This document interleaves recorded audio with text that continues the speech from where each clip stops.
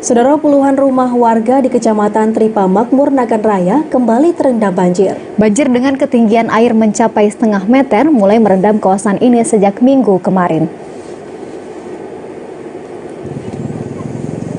Hujan deras yang melanda kawasan Nagan Raya sejak beberapa hari terakhir mengakibatkan sejumlah kawasan terendam banjir. Seperti halnya di Kecamatan Tripa Makmur, Nagan Raya. Sedikitnya ada 4 kampung di kecamatan ini kembali terendam banjir setelah meluapnya air sungai Krung Tripa.